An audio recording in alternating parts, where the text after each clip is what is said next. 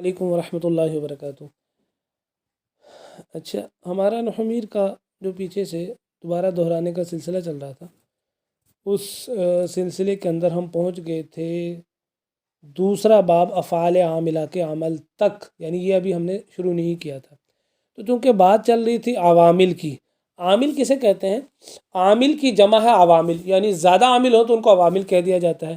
جیسے ایک بندہ ہے تو زیادہ بندے ہوں تو ان کو بندے کہہ دیا جاتا ہے نا، رجل کو رجال کہہ دیا جاتا ہے۔ اس طرح عامل کی جمع ہے عوامل۔ تو عوامل کی بحث 3 تھی۔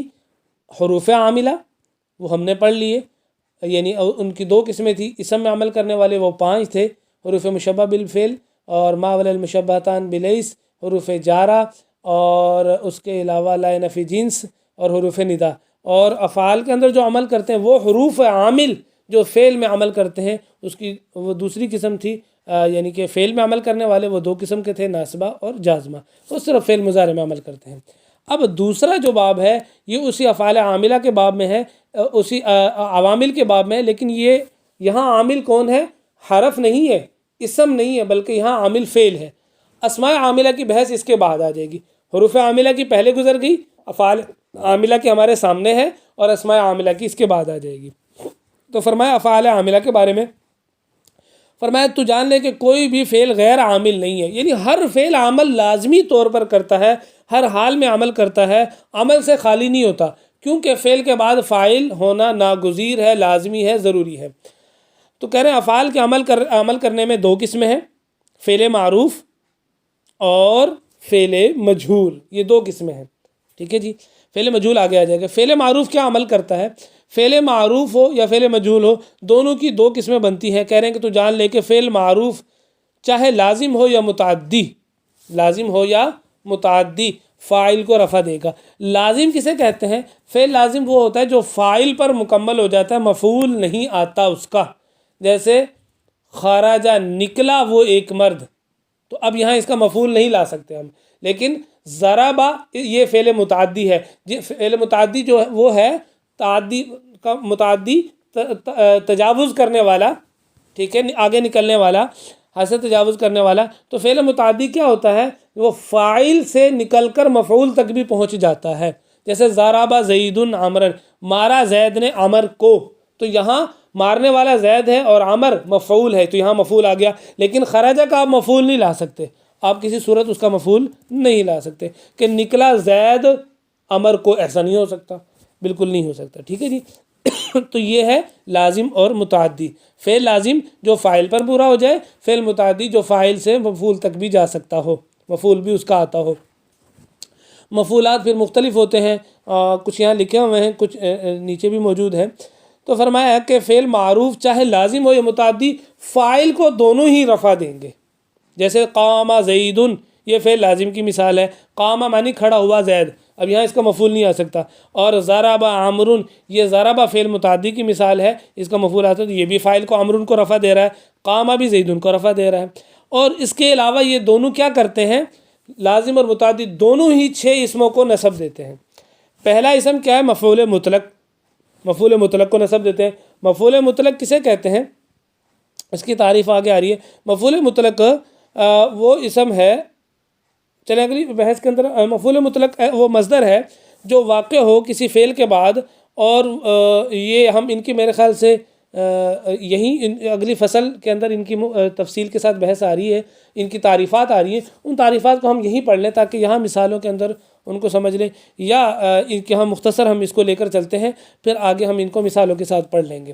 مفعول مطلق کو نصب دیتا ہے فعل لازم ہو چاہے متعدی، جیسے قام زید قیاما، تو یہاں قیاما مفعول مطلق ہے، ضرب زید ضربا، ضربا مفعول مطلق ہے، تو اس کو نصب دیا، قام نے قیاما کو نصب دیا اور ضرب نے ضربا کو نصب دیا۔ مفعول فی کو نصب دیتا ہے فعل لازم ہو یا متعدی، جیسے صمت یوم الجمعۃ وجلست فوقک۔ اچھا، تو یہاں یوم الجمعہ مفعول فی ہے، فوقک مفعول فی ہے۔ مفعول معہو کو نصب دیتا ہے، جیسے جاء البرد والجبات ای مع الجبات، تو یہاں واو مع کے معنی میں ہے۔ مفعول لہو کو نصب دیتا ہے فعل لازم اور متعدی دونوں، جیسے قمت اکراما لزید، یہاں اکراما جو مفعول لہو ہے۔ حال کو نصب دیتا ہے، جیسے جاء زید راکبا، دونوں حال کو نصب دیتے ہیں، راکمن یہاں حال ہے، تمیز کو دونوں نصب دیتے ہیں، ٹھیک ہے۔ تمیز کیا کرتی ہے؟ فعل فاعل کی جو نسبت میں ابہام ہوتا ہے اس کو دور کرتی ہے، جیسے طاب زیدن، زید خوش ہوا، اب یہ نہیں معلوم کس اعتبار سے خوش ہوا، نفسن یہ تمیز ہے، ٹھیک ہے، تو بتا دیا کہ نفس کے اعتبار سے، دل کے اعتبار سے خوش ہوا۔ بہرحال فعل متعدی، اچھا جی یہ تو ہوگی 6 چیزیں، ان 6 چیزوں کو اور فاعل کو، یہ 7 چیزیں ہوگی، فاعل کو فعل لازم اور متعدی دونوں رفع دیتے ہیں اور 6 مفعولات کو دونوں نصب دیتے ہیں۔ اور آگے آ گیا 8ویں قسم آ گئی، 8ویں چیز آ گئی مفعول بی۔ مفعول بی صرف فعل متعدی کا آئے گا، فعل لازم کا کبھی بھی مفعول بی نہیں آئے گا، فعل متعدی کا کبھی بھی مفعول بی نہیں آئے گا۔ تو یہ جو مفعول ہے نا، مفعول بی، اس کا تعلق صرف فعل متعدی کے ساتھ ہے، فعل لازم کا آ ہی نہیں سکتا۔ مفعول بی کہا کسے جاتا ہے؟ مفعول بی وہ فعل ہے، وہ مفعول ہے جس پر فاعل کا فعل واقع ہو، جیسے ضرب زید عمرا، مارا زید نے عمر کو، تو مارنا واقع ہو رہا ہے عمر پر، تو وہ مفعول بی ہے۔ اب یہاں ان کی تفصیل ہم پڑھ لیں اگلی فصل کے اندر۔ تو اب دیکھیں، پہلے فاعل کی تعریف بتائیں گے، فاعل، پھر اس کے بعد تمام مفعولات کی، پھر حال کی، پھر تمیز کی اور مفعول بی کی۔ تو فرمایا کہ فاعل ایسا اسم ہے جس سے پہلے کوئی فعل ہو جو منسوب ہو اس اسم کی طرف، یعنی اس فاعل کی طرف۔ فاعل ایسا اسم ہے اس سے پہلے کوئی فعل ہو، دیکھیں فاعل کہتے ہیں کام کرنے والے کو، اور فعل کام کو، تو فاعل کام کرنے والا تبھی ہوگا نا جب اس سے پہلے کام ہوگا، ٹھیک ہے۔ تو پہلے فعل آئے گا پھر اس کا فاعل آئے گا، یہ کلام عرب کے اندر ترکیب کے اندر آپ لوگوں نے پڑھا بھی، ٹھیک ہے، جیسے ضرب زیدن، تو پہلے ضرب آیا پھر زیدن اس کا فاعل آیا ہے، ٹھیک ہے۔ اور فرمایا جو فعل کی نسبت اس فاعل کی طرف ہو، یا یوں کہہ لیجئے کہ فعل کا قیام اس فاعل کی وجہ سے ہو، فعل کا وجود اس فاعل کی وجہ سے ہو۔ ضرب زیدن کے اندر فعل کی مارنے کی نسبت فاعل کی طرف ہو رہی ہے، بالکل ٹھیک ہے، اور مارنے کا وجود ہی فاعل کی وجہ سے، اگر فاعل نہیں ہوگا تو مارنا پایا ہی نہیں جائے گا۔ اچھا، مفعول مطلق کیا ہے؟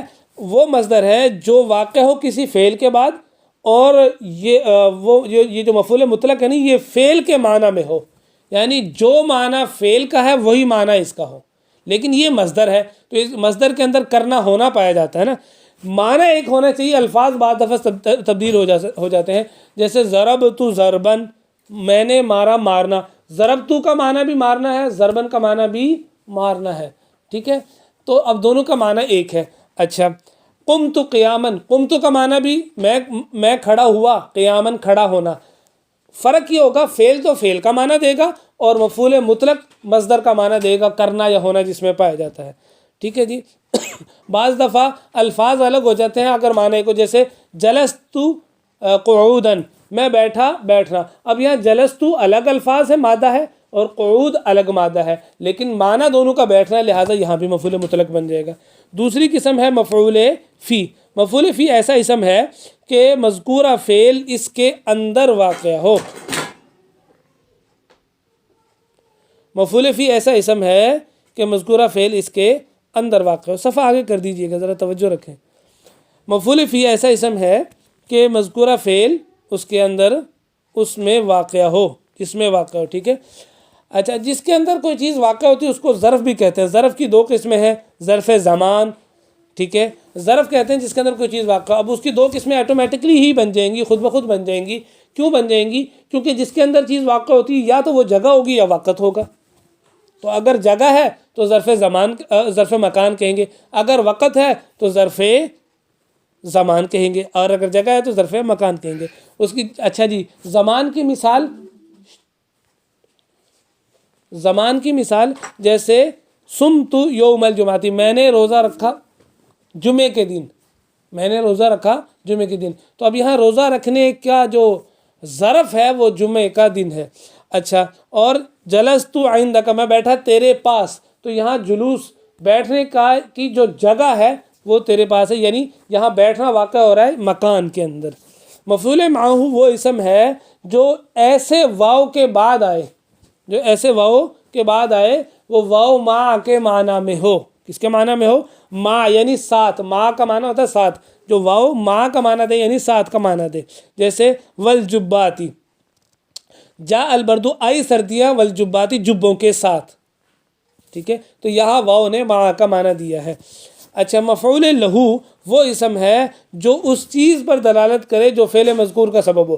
یوں کہہ لیجئے مفعول لہو اس مفعول کو کہا جاتا ہے کہ فعل اس کی وجہ سے واقع ہو، فعل اس کی وجہ سے واقع ہو۔ جیسے قمت اکراما لزید، میں کھڑا ہوا زید کے اکرام کے لیے، تعظیم کے لیے، تو یہاں کھڑے ہونے کا فعل اکرام کی وجہ سے واقع ہوا ہے۔ اچھا، حال وہ اسم نکرہ ہے، چونکہ حال کو بھی نصب دیتے ہیں، یہ فعل لازم اور متعدی، حال وہ اسم نکرہ ہے۔ اس سے کیا پتہ چل گیا ہمیں کہ حال ہمیشہ نکرہ ہوگا، حال ہمیشہ کیا ہوگا؟ نکرہ ہوگا۔ وہ اسم نکرہ کہہ کر مصنف نے یہ بتا دیا۔ تو حال یا تو فاعل کی حیت یعنی حالت کو بتائے گا، یا مفعول کی حالت کو بتائے گا، یا دونوں کی حالت کو بتائے گا۔ فاعل کی حالت کو بتائے، جیسے جاء زید راکبا، آیا میرے پاس زید سوار ہو کر، تو یہاں زید کے آنا تو بتایا ہے، لیکن اس کی حالت بتائی ہے راکبا نے کہ زید آیا ہے لیکن سوار ہو کر آیا، پیدل نہیں آیا۔ یا مفعول کی حالت کو بتائے گا، جیسے ضربت زیدا مشدودا، میں نے مارا زید کو۔ اب یہاں پتہ چل گیا مارنا ہے، لیکن یہ نہیں پتہ کیسے مارا، کس کیفیت، تو مشدودن نے بتا دیا باندھ کر مارا، تو مشدودن حال ہے یہاں، ٹھیک ہے۔ اچھا، تو زیدن کا حال بیان کر رہا ہے، جو زیدن مفعول ہے جس کو مارا جا رہا ہے۔ یا دونوں کی حالت کو بتایا کہ جیسے لقیت زیدن راکبین، میں ملا زید سے، دونوں سوار تھے، یعنی میں اور زید ہم دونوں سوار، تو میں ملنے والا فاعل جس سے ملا جا رہا ہے وہ مفعول، اور راکبین نے دونوں کا حالت بیان کر دیا، ٹھیک ہے جی۔ اور کہہ رہے ہیں کہ ذوالحال جو ہے، حال کا تو پتہ چل گیا ہمیں نکرہ ہوتا ہے، کہہ رہے ہیں لیکن ذوالحال اکثر معرفہ ہوتا ہے، لیکن اگر کبھی نکرہ ہو نا حال ذوالحال، تو پھر ہم حال کو پہلے لے آئیں گے، ذوالحال کو بعد میں لے آئیں گے۔ اس کی وجہ کیا ہے کہ دیکھیں ذوالحال معرفہ ہونا ضروری ہے، اگر معرفہ نہیں ہے نا تو پھر اس کے اندر معرفہ جیسی تخصیص ہونا ضروری ہے۔ تو تخصیص کا ایک طریقہ یہ بھی ہوتا ہے، جس چیز کا درجہ بعد میں اس کو پہلے کر لے آؤ، پہلے والے کو بعد میں لے آؤ، تو یہ کیا ہو جاتی ہے، اس میں تخصیص ہو جاتی ہے، اس میں کیا ہو جاتی ہے جی، تخصیص ہو جاتی ہے۔ تمیز کسے کہتے ہیں؟ تمیز وہ اسم ہے جو ابہام کو دور کرے، مبہم اور شک اور یعنی کہ جو غیر واضح چیز ہو اس کی وضاحت کرے۔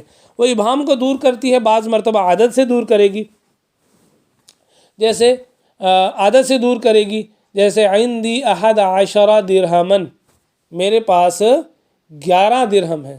کتنے درہم ہیں جی؟ 11۔ تو جب عندی 11 میرے پاس 11 اتنا بولا تو اس میں ابہام تھا کہ کیا 11 ہے، تو 11 جو گنتی ہے، عدد ہے، اس میں ابہام تو اس کو دور کر دیا درہمن نے کہ 11 درہم ہے، ٹھیک ہے۔ جیسے قرآن پاک میں آتا ہے نا رأیت 11، میں نے دیکھا 11، تو ابہام تھا۔ کوکبن نے آگے ابہام کو دور کر دیا کہ 11 ستاروں کو میں نے دیکھا۔ یا وزن کے اندر، جیسے عندی رتل، میرے پاس 1 رتل، اب زیتن نے آگے بتا دیا کہ وہ 1 رتل کیا ہے، زیتن ہے، ٹھیک ہے جی۔ یا کیل سے، پیمانے سے، جیسے عندی قفیزان برن، میرے پاس 2 قفیز گندم ہے۔ یا مساحت سے، جیسے ما فی السمائی، نہیں آسمان میں، قدر راحتن، بالشت کے برابر، صحابن، بادل۔ اور یہ تو ہوگی تمیز کی۔ مفعول بی جو ہم نے پڑھا تھا، جو صرف فعل متعدی کے بعد آتا ہے، فعل لازم کے بعد نہیں آتا، اس کی تعریف سن لیجئے۔ وہ اسم ہے جس پر فاعل کا فعل واقع ہو، جیسے ضرب زید عمرا، مارا زید نے عمر کو۔ اچھا جی، تو یہ ہو گئی ٹوٹل 7 چیزیں منصوب اور 1 مرفوع، یعنی فعل لازم ہو یا متعدی، فاعل کو دونوں ہی رفع دیں گے، اور 6 اسموں کو دونوں نصب دیں گے۔ مفعول مطلق جو فعل کے معنی میں ہو، مفعول فی جس میں فعل واقع ہو، مفعول معہو جس کے ساتھ فعل واقع ہو، مفعول لہو جس کی وجہ سے فعل واقع ہو، حال جو حالت فاعل یا مفعول یا دونوں کی حالت کو بیان کرے، تمیز جو ابہام کو دور کرے۔ ان 6 چیزوں کو دونوں نصب دیں گے۔ مفعول بھی رہ گیا، جس پر فعل واقع ہو اس کو صرف فعل متعدی نصب دے گا، فعل لازم نصب نہیں دے گا۔ تو یہ جتنے مفعولات ہیں، آگے مصنف فرما رہے ہیں کہ یہ تمام منصوبات، تو جان لے کہ یہ تمام منصوبات جملہ پورا ہونے کے بعد آتے ہیں۔ جملہ کیسے پورا ہوتا ہے بھائی؟ کہہ رہے ہیں جملہ فعل اور فاعل سے پورا ہو جاتا ہے، اس کے بعد جملہ مکمل ہو جاتا ہے، اس کے بعد یہ آتے ہیں۔ تو چونکہ بعد آتے ہیں تو مکمل ہونے کے بعد جو چیز آئے اس کو زائد ہی کہا جاتا ہے نا، اسی وجہ سے کہا جاتا ہے المنصوب و فضلۃ، منصوب زائد چیزیں، زائد کا مطلب بیکار نہیں لے سکتے، لیکن مطلب یہ ہے کہ ضرورت پوری ہونے کے بعد آتے ہیں یہ، ٹھیک ہے جی۔ تو یہاں تک ہماری ہو گئی یہ بحث مکمل، آگے فاعل کی اقسام ہیں، ان کو انشاءاللہ تعالی ہم کل پڑھیں گے۔